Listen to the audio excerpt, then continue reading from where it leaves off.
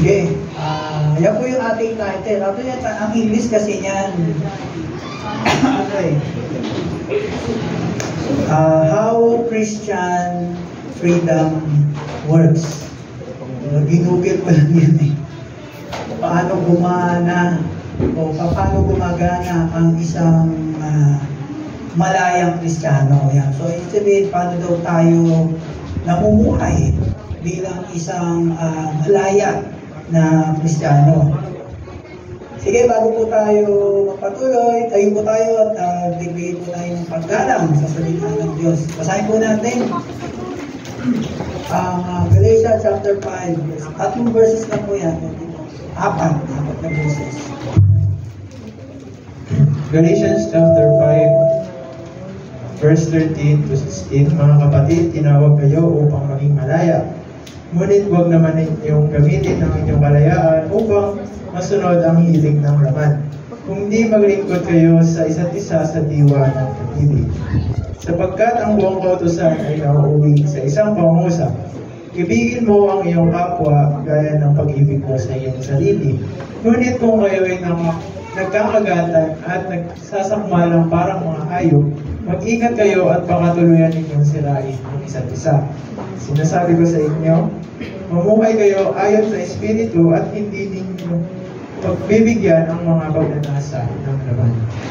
Sabi mako po na ng Diyos ang kanyang salita. Siguro, dito pa lang, madali na nating maunawaan kung ano yung pinaparating ni Pablo. Kasi di ba, last time ay sa Galatians chapter 5, kung natatandaan niyo yung verse 1, ano ang sinasabi doon, tayo ay malaya na.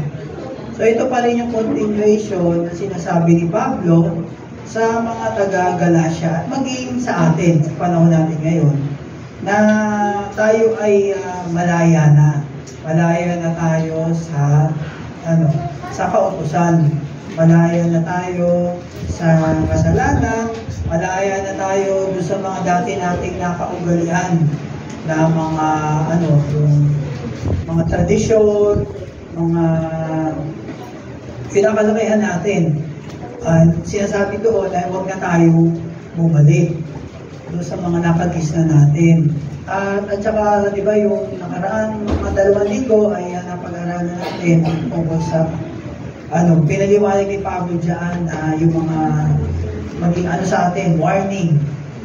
Kapag tayo ay napailalim sa isang maling katuruan, at saka kapag tayo napailalim sa maling nagtuturo. Siyempre, pag mali ang nagtuturo, mali na yung tinuturo. Kaya binigyan tayo ng warning. Ito naman ito, marugtong to, Galatians 5 verse 13. Tungkol pa rin po ito sa pagiging malaya. So, ang sinasabi diyan, tayo ay malaya na sa ceremonial law. Ibig sabihin ng ceremonial law, yung mga tradisyon. Katulad yan, kailan ang Holy Week? March? Katapusan ng March? O first week na April? Malapit na naman yan. So marami na naman po mga tradisyon na gagawin yung mga kababayan natin, di ba? So sinasabi dyan, yun po yung ibig sabihin niya, tayo malaya na dyan. Hindi na natin kailangan gawin. Yung pag-alaala na ginawa ni Kristo sa cross, okay po yun. Kasi, di ba, from time to time, we need to remember kung ano yung ginawa ng Panginoon sa atin. O yung ginawa niya sa cross, kasi dahil sa ginawa niya, tayo ay nagkaroon ng kaligtasan. So, yun ang pwede natin i-remember. Pero yung mga ways o yung mga gawa, tulad nung nabanggit natin last week na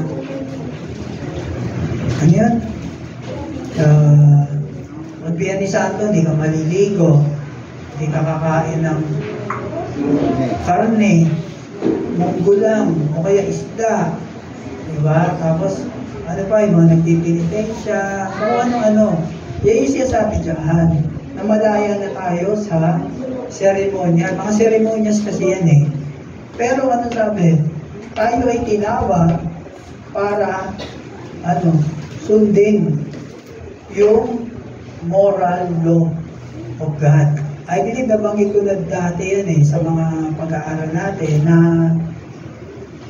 yung moralidad na kautusan ng Panginoon, ng Diyos, ay hindi ko yung tinanggal. Ano ba yung moral law? Parang yung binasa natin sa kanina. Ito. Sapagkat ang buong kautusan ay nauuwi sa isang pangungusap, ibigin mo ang iyong kapwa gaya ng pag-ibig mo sa iyong sarili. Diba? Ibigin mo ang iyong kapwa gaya ng pag-ibig mo sa sarili. Diba moral yan? Kasi nga, kung hahatiin mo yung 10 Commandments, yung Commandment 1 hanggang 3, ito po ay patungkol sa Diyos. Pero yung Commandment 4 hanggang 10, ito po ay patungkol sa pagiging kapwa-tao. O kapwa, tungkol sa kapwa. Kaya nga diba, actually itong verse na to, kinuha yan ni Pablo dun sa Mateo na sinabi ng Diyos. Kasi may nagtanong sa kanya, hindi sabi ni Jesus na may nagtanong sa kanya. Ano ba yung paraan para maligtas? Tapos meron pang sinamarize ni Jesus yung buong kautusan. Ang sinabi niya, ibigin mo ang Diyos ng buong puso, isip, kalakasan, tsaka kaluluwa. Tapos yung pangalawa, ano sabi doon? Ibigin mo ang iyong kapwa, gaya ng pag-ibig mo sa sarili. So, sinamarize niya yung buong kautusan. So, yun yung moral law. Yung dalawang yun. Yun po yung hindi inalis ng Diyos.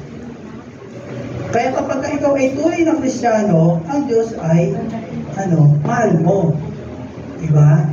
Pero, kung ayaw mong, i-honor, ayaw mong bigyan ng karangalan, ayaw mong sundin yung sinasabi ng salita ng Diyos at yung kalooban ng Diyos. Ano sabi? Then he hates God. Galit ka sa Diyos. Ano ba yung... Actually, ang will of God, marami yan. Siguro, sa Bible study, pag-aaralan natin yan.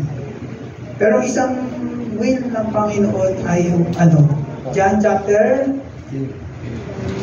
6, verse 30. Verse 6 yun, di ba? 12 ba? Chapter 15, verse 12. Ano yun? Mag-ibigan kayo.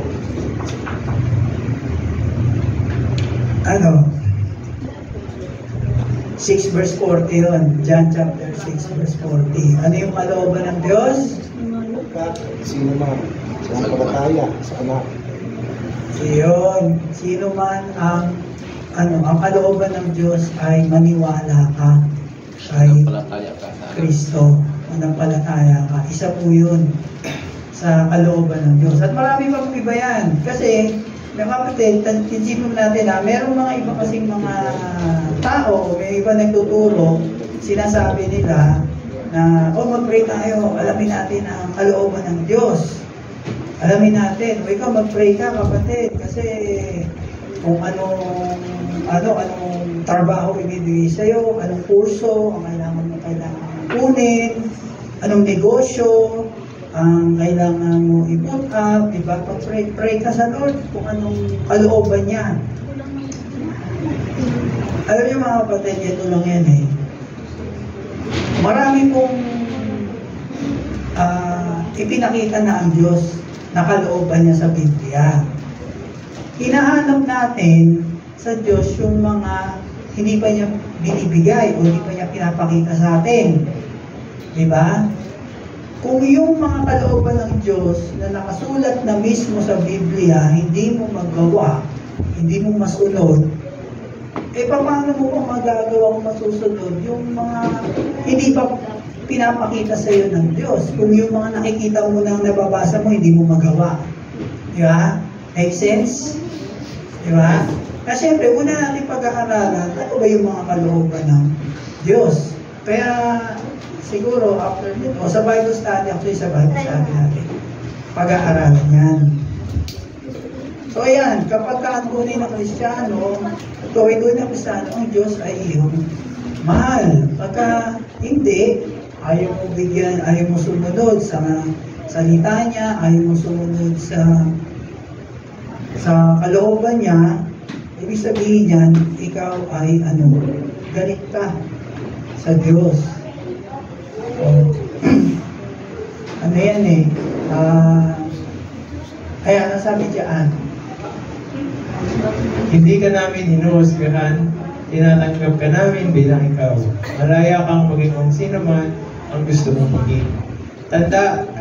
Ito ang tanda ng mga huwad na guro na nangangako sa kanila ng kalayaan kapag sila mismo ang nagsabi sa talatang iyon, John 8:34, ay mga alipin ng katiwalaan.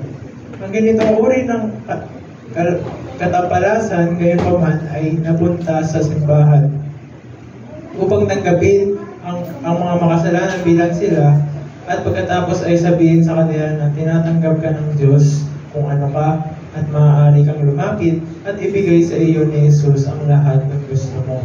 Ito pa rin ang lahat ng iyong mga hangarin ay nagbunga ng isang uri ng antinomianismo na hindi lamang erehe, kundi nakamamatay, labag sa batas na anyo ng pseudo-Christianity na idinisenyo upang mapaunlakan ang mga makasalanan at ibigay sa kanila kung ano ang gusto nila ay sagana sa mga araw na ito. Intindihan niyo yan?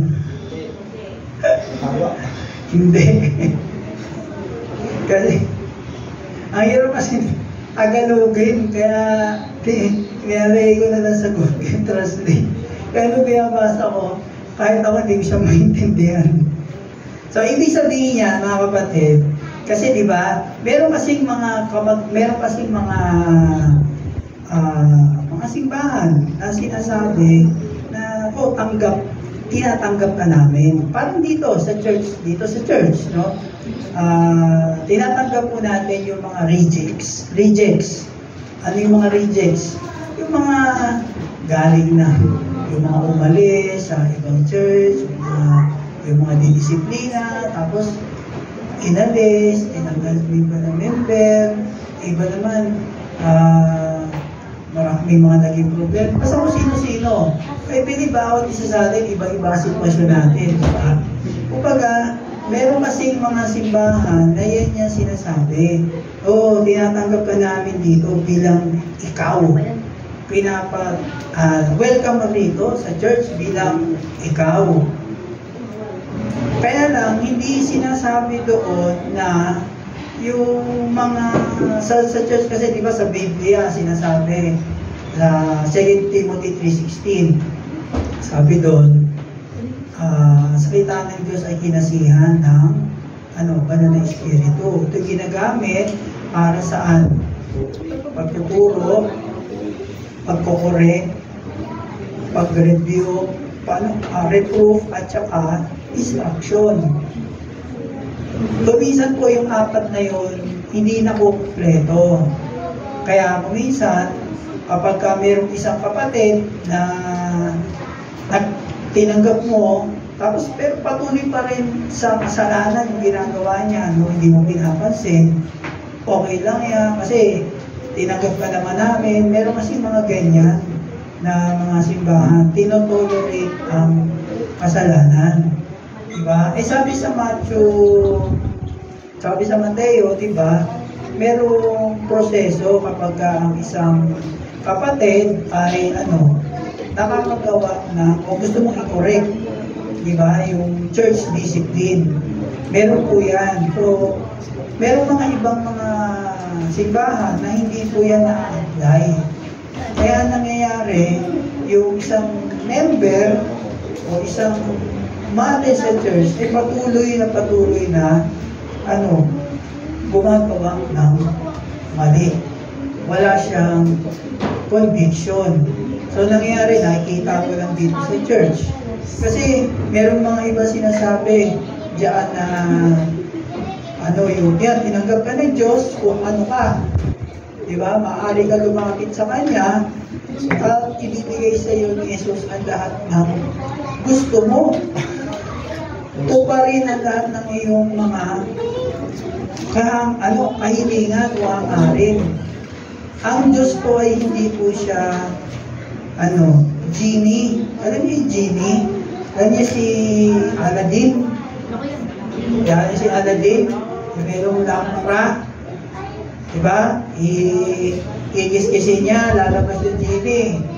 Meron kang 3 kahilingan. Ang Diyos ko, hindi po siya genie na kung yung gusto mo ko, Lord, sabi nung nagtuturo, pagka daw tinanggap kita, gaganda ang buhay ko. Sabi nung nagtuturo, kapag meron ka daw magandang plano sa buhay ko, kaya tatanggapin kita. Ngayon, kinabukasan, nananalangin ka, naniwala ka sa tuturo. Kinabukasan, biglang nawala ka ng trabaho. Paano mo masasabi yun na may magandang plano ang Diyos sa'yo? Nung kailan mo siya tinanggap, tsaka ka binunusan ng sakaterbang mga problema. Di ba? Kaya merong iba, hindi na bumabalik. Kasi, yun ang nasa isip na sasabihin ng nagtuturo na tinanggap ka ni Jesus kung sino ka. Tanggapin mo na siya, ibibigay siya sa'yo kahit ano gusto mo. Hindi po ganun. Na kulang po yung paliwanag. Kaya mahirap po na maipaliwanag po ng maayos. So, konektado po ang Diyos sa atin. Pero hindi po sila na pagkakataon, plano ng Diyos na tayo po ay sumagana. Diba? Isang example lang niya si Pablo, diba? Siya ay apostol. Pero meron siyang problema sa mata. Ano pa? Meron siyang mga sakit na dinadala. Nananalangin siya sa Diyos na tanggalin. 3 beses siyang nanalangin, pero nasabi ng Diyos, hindi. Yung biyaya ko sapat na para magpatuloy ka. So, ibig sabihin, mga kapatid, hindi lang po sagana ang ating mararanasan. Diba? Makakaranas din po tayo ng mga pagsubok, mga hamon sa buhay. Pero hindi po ibig sabihin na pinabayaan na tayo ng Diyos, hindi na niya tayo pinakinggan, binaliwala na niya tayo. Hindi po yun ang ibig sabihin nun. Mas nakikita po yung kapangyarihan ng Diyos sa atin kapag tayo ay dumaranas ng mga hamon sa buhay. Kasi tayo po ay nagpapatuloy. Kasi di ba, merong iba nakaranas na problema. Hindi mo na makita. O kaya mag-inom, di ba, balik na ulit sa dating bisyo. Yung mga ganyan po pasamantala lang yan. Uminom ka, tulog ka, pag-ising mo, nawala ba yung problema mo? Hindi. Nawala ba? Hindi, di ba? Nadagdagan pa, minsan sakit na ulo mo. Kasi ano ba, yung tawag na pag-over. Kumbaga, yung mga ginagawa po natin na akala po natin ay mawawala yung mga problema natin, ay hindi po yun ang solusyon. So yan po yung ibig sabihin niya, na maraming mga natuturo na yan po ang sinasabi. Welcome po rito, malaya kang gawin kahit ano yung gusto mong gawin. Hindi naman po pwede yun. Kasi meron po tayong tinatawag na discipleship. Diba? Meron tayong Bible study. Na hindi lang basta tayo ay ikaw ay nandito, kundi nais ng Diyos na tayo ay matuto, lumago, at maging malalim sa pagkakakilala natin sa Diyos, di ba? Kaya, kaya kapag po meron kayong mga naririnig na ganyan mga katuruan, medyo mag-ingat tayo kasi marami pong ganyan na ginagawang genie ang Diyos. Yan. Kay Kristo tayo ay pinalaya mula sa pagkaalipin na iyon upang gawin ang tama. Hindi lamang upang gawin kung ano ang tama, ngunit upang ibigin kung ano ang tama, at upang matupad ang kung ano ang minamahal natin ngayon. Tayo ay napalaya na mula sa sumpa ng batas. Sumpa ang bawat lumalagpag sa batas ng Diyos. Malaya na tayo sa parusa ng batas. Inalis ni Kristo ang sumpa sa kanyang kamatayan at binayaran ang parusa. Ngunit bilang Kristiyano, hindi tayo malaya sa batas moral. Hindi tayo malaya sa batas na moral na isang pagpapahayag ng kalikasan ng Diyos.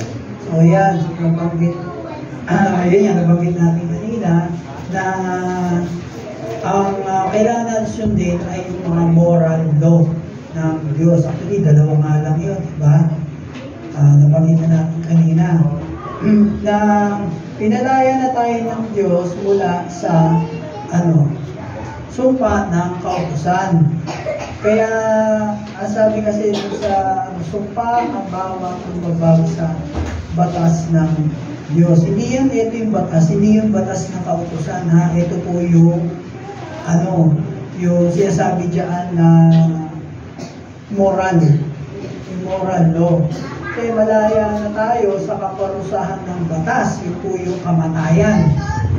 Malaya na tayo. Kasi di ba sa mga pag-aralan natin dati, kapag ikaw ay sa kautusan ng mumuhay, ikaw ay parurusahan ng naayon sa kautusan. Kaya sa panahon po natin ngayon, di lang mga malaya na sa pinalaya na ng Diyos sa kasalanan, ay tayo ay mamuhay ng naayon sa kanyang kalooban. Na kung ano yung tama, yun po yung kailangan ipamuhay natin, yun yung gawin natin, at yun yung mamahalin natin, iibigin natin kung ano yung tama. So meron pong 4 na points na kailangan makita natin dito sa 4 na verses na to. Una, we have the freedom to oppose the flesh. Ibig sabihin niya, meron na tayong kalayaan para kontrahen yung ating laman. Kasi nga, di ba, nung nakapag-aralan natin last time, kung natatandaan nyo yun, hindi ko alam kung nung tayo ay hindi pa Kristiyano, ikaw yan. So lahat ng klase na kasalanan na gagawa mo. Nung ikaw ay na-born again na, nahati yung katauhan. Yan. So yung laman mo, nandito pa rin, nadagdagan na yung spirit. Kasi nahati nga, nabuhay yung spirit mo. Kasi nung na-born again tayo, ang ating espiritu ay nabuhay. Kaya nahati. Yung pagkatao nahati sa laman at saka sa espiritu.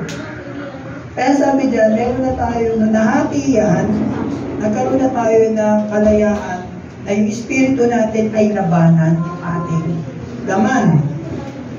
Di ba napaliwanag natin yan dati? Nasabi ni Pablo, yung mga kabutihan na gusto kong gawin, na espiritu ko, hinahadlangan ng laman. At yung mga gustong gawin naman ng katawan ko, inaadlangan naman ito ng aking spiritu. So nagkaano sila, naglalaban sila. Kaya meron na tayong kalayaan na kontrahin ang ating katawan. Pangalawa, we have the freedom to serve others. Meron tayong kalayaan na pagsilbihan ang kapwa natin. Diba? Hindi ikaw yung pinagsisilbihan. Ikaw yung nagsisilbi. Bakit? Para makita sa atin yung pagiging mapag-akumbaba. Yung pagiging humble natin. Diba? Pangatlo, to fulfill the law to its highest level. Para daw matupad natin itong kautusan moral ng Diyos sa pinakamataas na antas. Pangapat, to avoid destructive conflict para maiwasan yung pag-aaway-away o pagkakababay. So, isa-isayin natin yan ha. Sabi dyan, we have the freedom to oppose the flesh. Sa verse 13, Mga kapatid, tinawag kayo upang maging malaya. Ngunit huwag naman ninyong gamitin ang inyong kalayaan upang masunod ang hilig ng laman. Kundi maglingkod kayo sa isa't isa sa diwa ng pag-ibig. Ayan. So sabi dyan, tayo ay malaya. Pero huwag natin gamitin yung kalayaan natin para masunod kung ano yung gusto ng iyong katawan. Diba? Kaya sinabi ko, malaya na tayo kay Kristo. Gusto ng katawan ko mag-inom, o kaya magsugal, o kaya magbisyo, o short magbisyo. So, ang sinasabi yan, huwag natin gawin, o huwag natin gawin yung gusto ng, yung pagiging malaya natin, huwag natin gawin dahilan para magawa natin, o gawin natin kung ano yung gusto ng ating, katawan. So, meron tayong mga tanong dyan.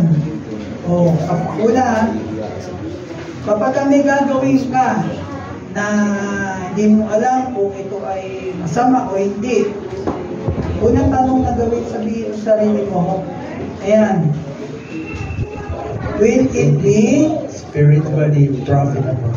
sa yung magiging kapakipakinabang ba ito sa aking spiritual na buhay? Yun ang sinasabi dyan. So, sabi dyan sa 1 Corinthians 6:12, ayan, Ay magsasabi, malaya akong makagagawa ng kahit ano. Ngunit ang sagot ko naman ay, hindi lahat ng bagay ay nakakabuti. Maaari ko rin sabihin, malaya akong gumawa ng kahit ano.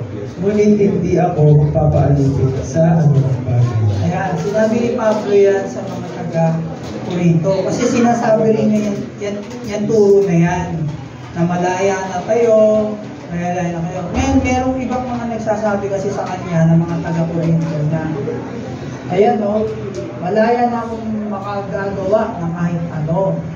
Sabi sa kanya, ganun pala, Pablo, malaya na kaming gumawa kahit anong gusto namin gawin. Ngayon nasagot niya, hindi lahat ng bagay ay nakakabuti. Pwede mong gawin lahat. Pero tandaan mo na hindi lahat ng gagawin mo ay makakabuti sa'yo. Tama, mali. Pag ikaw ay nag-inom, makakabuti ba sa'yo? Hindi. Pag ikaw ba ay nagsimba, matay na Bible study, makakabuti sa'yo? Hindi. Makakabuti, di ba? Kaya nga meron tayong will it be spiritually profitable? Magiging pagod ba ito? May makikinabang ba ang aking espiritu kapag ito ay aking ginawa? Pangalawa, will it build me up? Ito ba ay ma-encourage ba ako? Yan.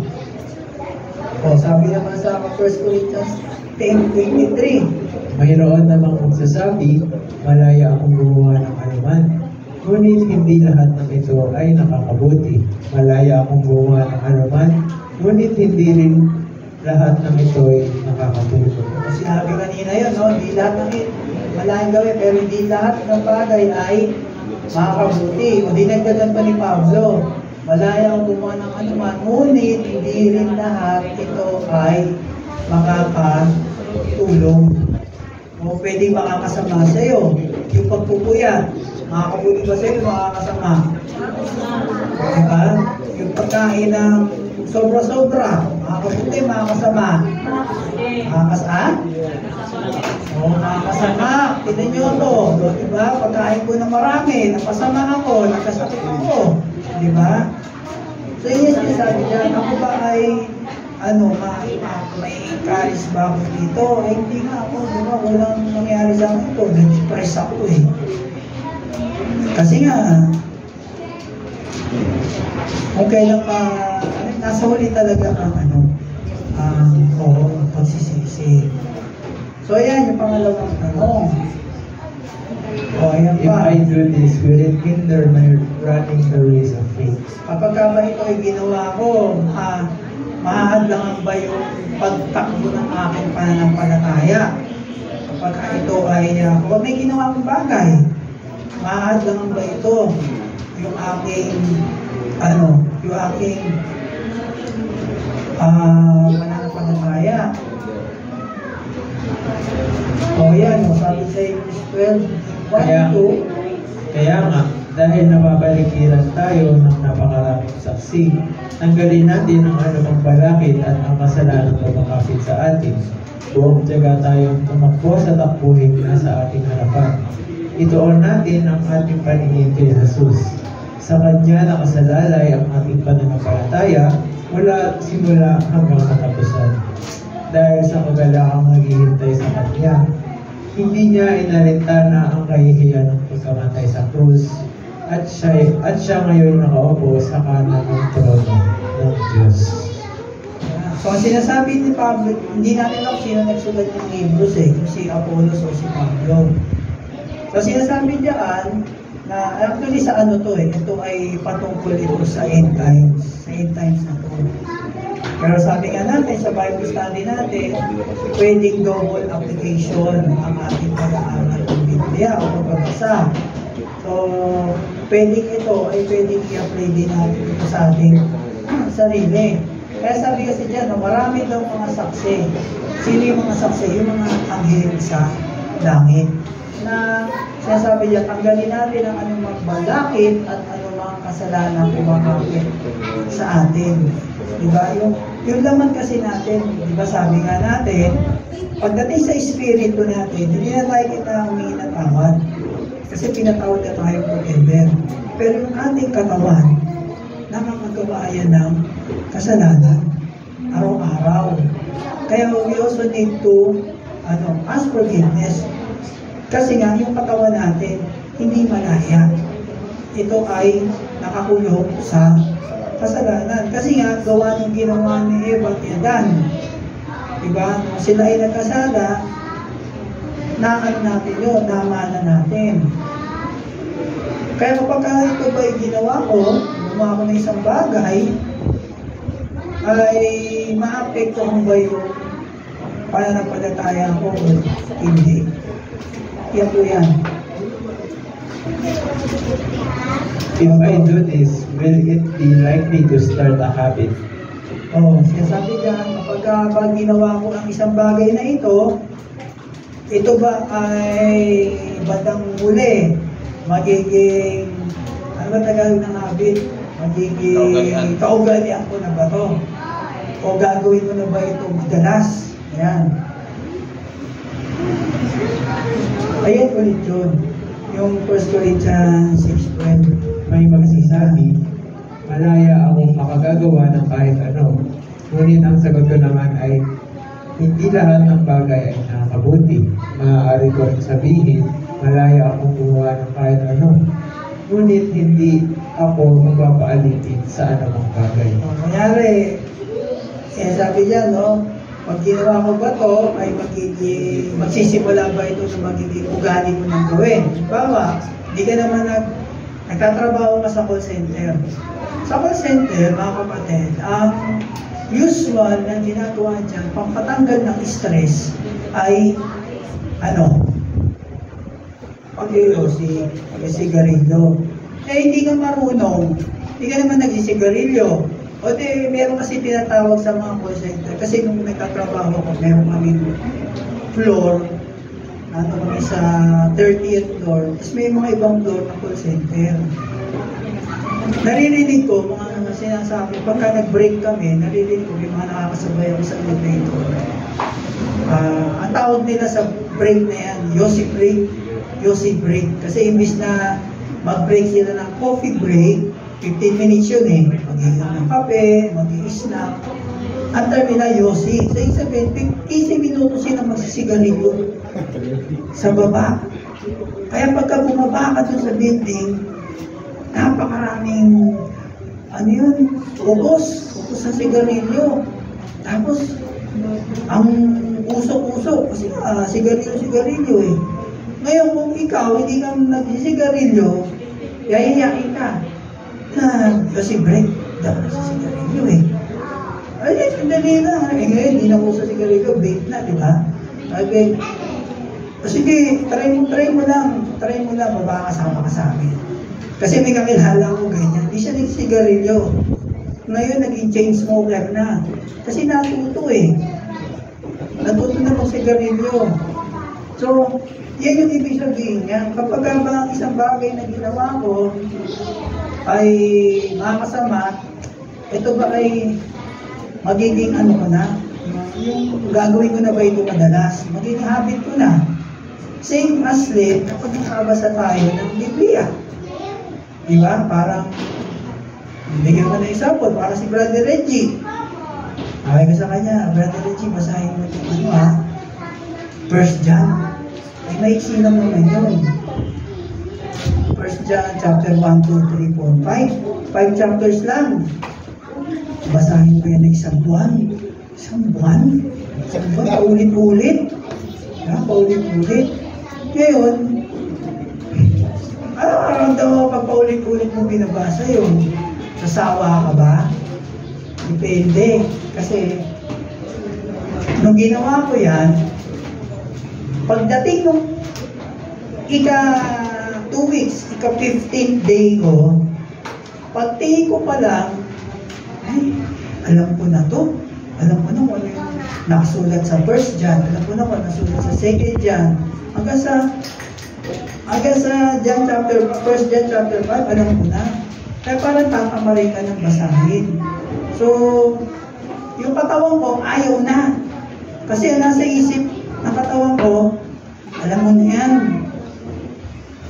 Pero yung aking spirit, hindi ituloy mo. Kasi 30 days nga eh. So, ang nangyari, talaga nilabanan ko yun. Tinuloy ko hanggang 30 days. Tapos alam nyo, parang anong nangyari sa akin? Ewan ko kung ganito naranasan ni Brother Reggie. Hinahanap ko na bakit naman yung susunod nito, basahin ko. So after ng 1 John, binasa ko yung buong John. Kasi intercorrelated yan eh. So yun ang binasa ko. Hanggang sa, hindi ko naka-isang taon na make na ako, marami na ako nabasa. Pagka kasi binasa mo yung New Testament, sa loob ng isang buwan, matatapos mo yun ng 2.5 taon. So, nangyari, naging habit mo na parang hindi kumpleto yung araw mo kapag hindi ka nakapagbabasa. Hindi kumpleto araw mo kapag hindi ka nakakapag-pray. Kagabi, tanong exhortation kagabi dito, tinanong ng escorter, ilang beses ba tayo nagpe-pray sa isang araw? Diba? So same thing din yun na pagka ba tayo ay, kumbaga ilang beses ka nagbabasa sa loob ng isang buwan. So makakasanayan natin, kapag ganyan na ginagawa natin, magiging habit na natin. Parang hindi ko alam kung totoo yun na, meron kasi ako nabasa na parang maging habit mo, kailangan gawin mo ng 45 days straight. Kunyari, dahil kang kuya, hindi ka makatulog na maaga, gawin mo matulog ng alas 10 ng 45 days. Kasi pag nagawa mo yan, magiging habit mo na. Yung body clock mo, pagdating ng 9:30, parang inaanto ka na. Kasi sanay ka, alas 10 tulog ka na. So meron ko nabasa na gano'n na studies. Hindi ko alam kung totoo yun. Kaya yan yung sinasabi dyan. Kapag kami ginawa tayo isang bagay na mabuti o hindi, ito ay pag sinimulan mo ba magiging ano mo na, yung magiging habit mo na, magiging kaugalian mo na gawin. Sunod na question, Will it be consistent with Christ-likeness? pero kapag ba ito ay ginagawa ko, itong mabuti yung ginagawa ko, o masama ba, ito ba ay nakikita ba sa akin yung pagiging Kristiyano ko? Nakikita ba? Kung ito ay, kung lagi ba ako nagiinom? Wala akong ibigay na example puro ganun nagiinom. Makikita ba sa akin yung pagiging Kristiyano ko? O yung lagi ako na tulad ni Brother Des, every week nagbibisita. Diba? Makikita ba doon yung pagiging Kristiyano ko? Yan yung mga tanong na kailangan natin gawin. Kapag meron tayong isang bagay na gagawin, kung hindi natin alam kung makakabuti ba ito sa atin o makakasama.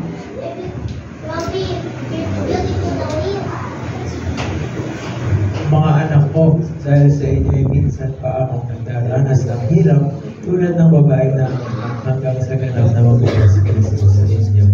Hanggang sa maging ganap at mabuo si Kristo sa atin. Kaya patuloy lang na tayo ay i-endure natin yung mga hamon o pagsubok na naranasan natin. Kasi bandang muli, pagdating sa finish line, ay matatanggap natin lahat na nanggaling pahalaan sa atin.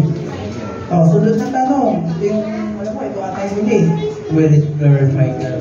Will it glorify God? Kapag may gagawin pa tayo na isang bagay na hindi natin alam kung masama o hindi, ang Diyos pa ay nabibigyan ng karangalan. Ayan. Yan ang kilalang verse dyan, 1 Corinthians 10:31. Kaya nga, kung ako'y kumakain o umiinom o ano man ang ginagawa ninyo, gawin ninyo ang lahat sa ikararangal ng Diyos. Yan.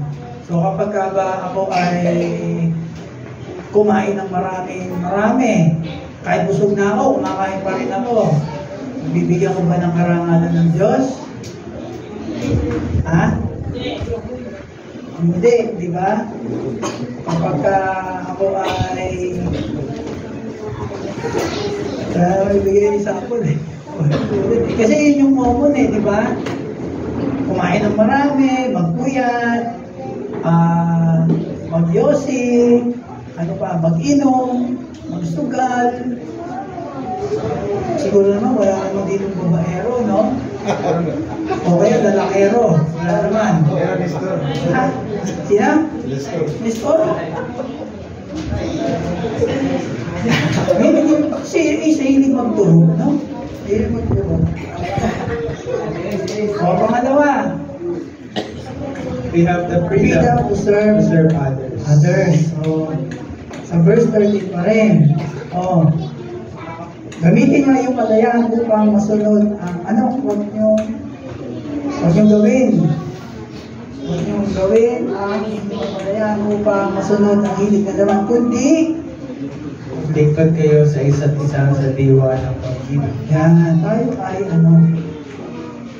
kailangan na tayo ay mag-serve sa others. Hindi porket na ako, leader ako, bakit? Mando masahista. Hindi tayo gano'n mando. Hindi ka naman, parang atapan tayo na, pero Iman, pwede ba pakipanta yun? Kasi, kaya mo namang gawin. Siya ha? O kaya, gusto mga dumating dyan, welcome mo. Ito nga o, ay yung kanina binabanggit ko sa Matthew. O, sinamarize ng Diyos yun. Diyan sinamarize ni Jesus yung buong kautusan. Di lang po yan yung 10 Commandments, ha? Yung buo. Marami po yan, nasa 3,000 plus na kautusan. So, sinamarize lang yan ng dalawa. Ano ulit yun? Sumagot si Jesus, ibigin mo ang Panginoon ng Diyos ng buong puso, buong kaluluwa at buong pag-iisip mo. Ito ang pinakamahalagang utos. Ito naman ang pangalawa. Ibigin mo ang iyong kapwa gaya ng pag-ibig mo sa iyong sarili. Sa dalawang utos na ito, nakasalalay ang buong kautusan ni Moses at ang katuruan ng mga propeta. Nakasalalay ang buong kautusan ni Moses, hindi lang 10, lahat. We have to serve, meron tayong kalayahan para pagsilbihan isa't isa. So yung tanong kanina, yan pa rin yung mga tanong na pag tayo ay naglilingkod sa iba, yan pa rin yung itatanong natin. Diba? Pag naglilingkod ba ako sa iba, ito ba ay lalago ba ako? Ipakinabang ba yung aking espiritu? Ako ba ay ma-encourage? Diba? Magiging kaugalingan ko ba ito? Ano pa? Yung aking pagtakbo sa pananampalataya, hindi ba ito mahahaglangan? Kapag ako ay naglilingkod, pinaglilingkod ako yung aking kapwa. Diba? Makikita ba sa akin yung pagiging Christ-likeness? At huli, bibigyan ko ba ng kalawalhatian ng Diyos?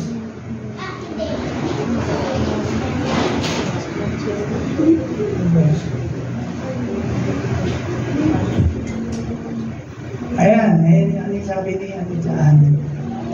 Malaya ako at di alipin naman, ngunit nagpapaalipin ako sa lahat upang makahikayat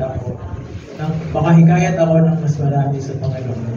Sa piling ng mga Hudyo, ako'y namuhay tulad ng isang Hudyo upang mahikayat ko sila.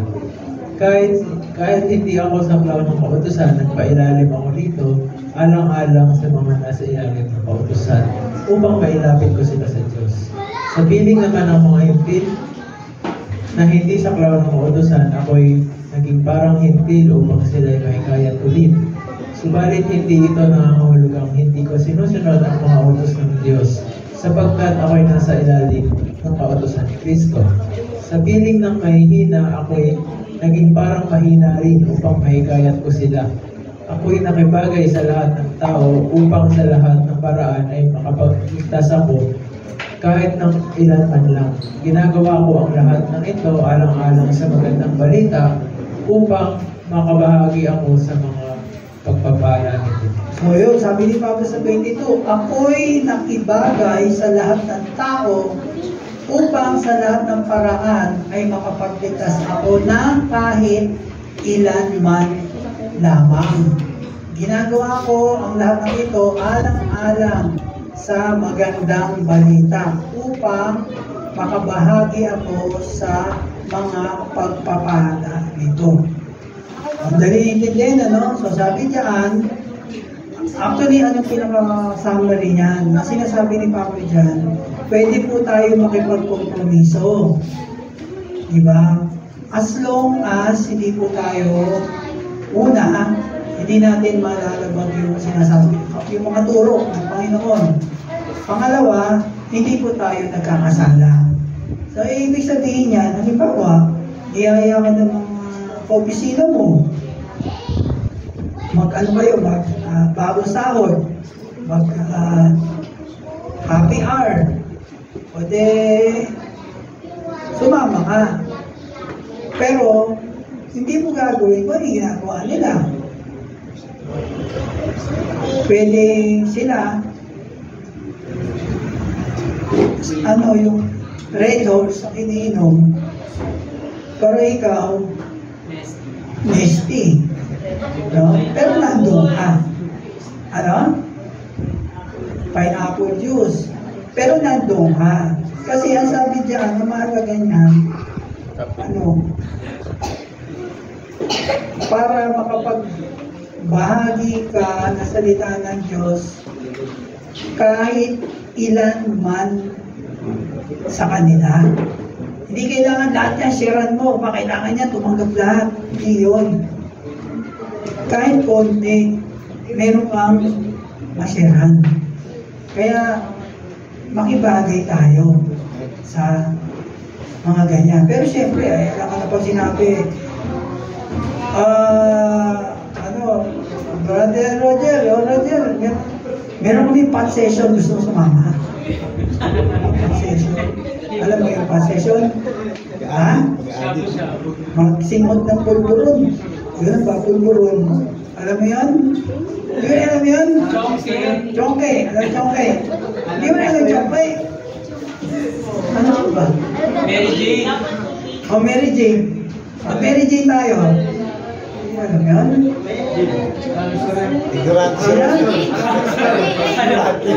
Ignorante. Ignorante, hindi niya alam yun. Hindi niya alam mag-chongke. Hindi niya alam mag-Mary Jane. Hindi niya alam mag-pulburon.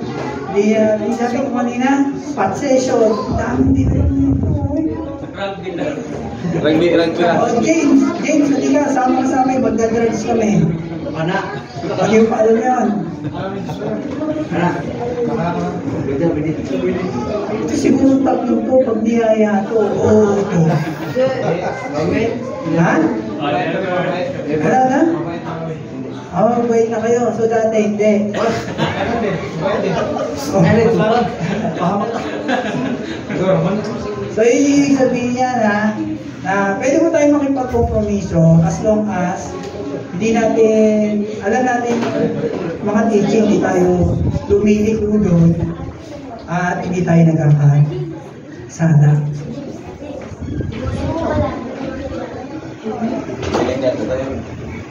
Pangatlo, To fulfill the law to its highest level. ayan, sa verse 14. Sapagkat ang buong kautusan ay nauuwi sa isang pangusap. Ibigin mo ang iyong kapwa gaya ng pag-ibig mo sa iyong sarili. O yan, no? To fulfill the law, para tuparin natin yung moral law sa pinakamataas na antas. Kasi sabi dyan, no? Sapagkat ang buong kautusan ay nauuwi lamang. Nauuwi, sa isang pautusan lang. Ayan, no? So, to the highest level na, mahalin natin ang ating kapwa. Kung paano mo mahal yung sarili mo, ganun din yung pagmamahal mo sa kapwa. Kung ang sarili mo ay ibig sabihin ba yan? Meron kasi ibang pilosopo. Kuya Jay, nagko-conditioner ako para kumanda yung buho ko. Kailangan ba sila conditionerin ko rin? Hindi gano'n, hindi literal. Kung paano mo inaalagaan yung sarili mo, gano'n mo rin alagaan yung kapwa mo. Diba? Para katulad ng Good Samaritan. Nagtatandaan siya sa pag-aaral natin nun. Hindi naman yung paggawa mo na mabuti sa kapwa ang pinakamensahe ko. Kundi yung pag-ibig mo sa iyong kaaway. Yun ang pinakamensahe nun. Kasi magkaaway ang Hudyo at saka Samaritano. Hindi yan magkasundo. Pero ginawa ng Samaritano, di ba? Binugbog yung Hudyo, inadagaan niya, nilagay pa sa hotel, tapos iniwanan pa ng pera. Nakapagkulang yun, sabi ng Samaritano, pagbalik ko, kung ano yung kulang, babayaran ko. So yun, yun ang mensahe nun. Na, yan yung ibig sabihin yan. Ibigin mo yung kapwa to the highest level. Kayo ba, magagawa nyo ba na, di ba ikaw, na-operaan ka? Gumastos ka ng 500,000. Meron ka isang kaibigan, o-operahan. Gagastusan mo ba ng 500,000 yun? Gagastusan nyo, hindi. It depends sa situation. Ano? It depends sa situation. Okay, meron pa ng it depends upon the situation. It depends. It's dependo. Depende pa. Pero yung Samaritano, hindi niya inisip yun. Nagbigay nga siya actually, iniwan yung pera pang 2 buwan. Kaya sabi niya, sabi niya sa manager ng hotel, sige, iwan mo to pang 2 buwan ng panggasto sa kanya. Pagbalik ko dito, kung may kulang pa, babayaran ko. So, abunuhan mo muna. Hindi na niya inisip kung magkano gagastusin. Ganun po yun. Ibigin mo ay yung kapwa to the highest level. Hindi ka na mag-iisip. Gusto mong tulungan, kung paano ginagawa mo sa sarili mo, pag nagkasakit ka, gagastusan mo. Pag ito nagkasakit, gagastusan mo rin. Wala pang nakakagawa sa atin yan. Kahit sino, kahit yung pinakamayaman, hindi pa nagagawa yan. Pero yun yung sinasabi, to the highest level. Diba? Ay, wag magkaroon ng sagutin kanino man. Karang sagutin kanino man maliban na kayo ay magmahalan sa isa't isa. Sapagkat ang nagmamahal sa kapwa ay nakatupad na sa kautusan.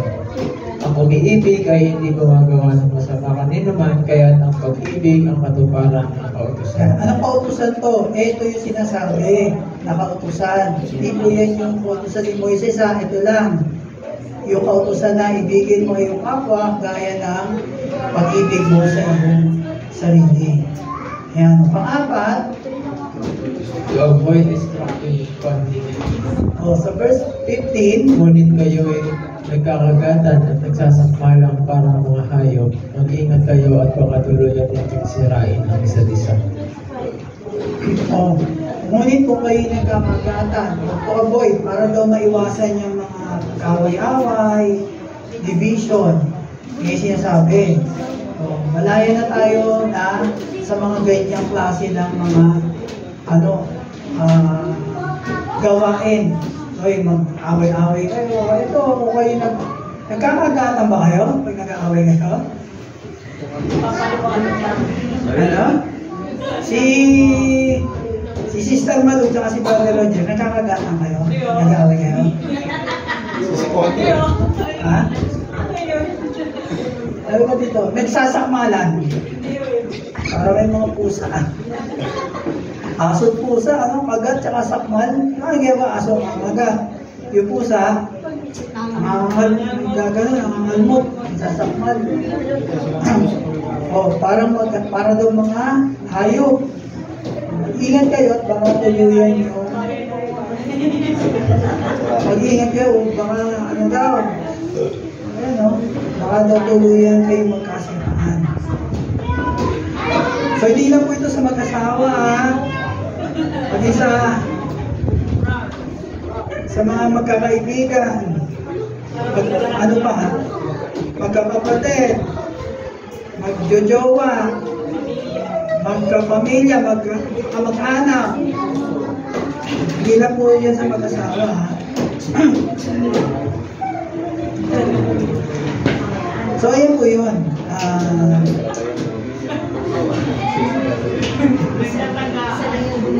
Ayan, nasabi niya, no? Pag hindi ka nagmamahal, hindi mo tanggap ang kaibahan ng tao. Literal na ito ang nagdudulot ng alina. Kapag daw hindi ka nagmamahal sa kapwa mo, hindi mo tanggap, na ang tao ay iba-iba ugali. Diba? Wala namang taong parehas ugali eh. May kapares ka ugali. Si Rosa, may kapares ka ugali. Magkapares ba kayong ugali kapatid mo? Kami, magkaiba ng kapatid ko ugali. Hindi nga segue. Kasi may kapatid si Rosa eh. Okay, may kapatid din ako. Dalawa lang sila, dalawa lang kami. Hindi nga segue. So kapag hindi mo tanggap ang kaibahan ng kapwa mo, posible talaga na magkakaroon kayo ng magkakaroon ng mga kaaway. Kasi hindi mo nga tanggap na iba-iba tayo. Kaya nga, di ba, ang fingerprint ba natin pare-pareho? Ha? Iba. Hindi, di ba? Meron ba kayo nalaman na para sa fingerprint? Kahit yung Siamese twins, magkaiba sila na ang fingerprint. O sabi dyan, how is it possible? Paano tayo mamuhay na ganito? Sinasabi ko sa inyo, mamuhay kayo ayon sa Espiritu at hindi ninyo pagbibigyan ng pagtanasa ng laman. O, paano daw tayo mamuhay ng ganito, klaseng pamumuhay, maapat? So, ayun ang sabi. Mamuhay kayo ayon sa Espiritu. Ano ibig sabihin yan? Next week, tutuloy natin yan. So, ayun, natandaan natin yan, no? Maganda balik-balikan yung mga pinag-aaralan natin. Para, kung hindi nyo maintindihan, sa ngayon, review natin kasi nakaano naman yan. Naka-upload naman siya. Sige tayo tumayo.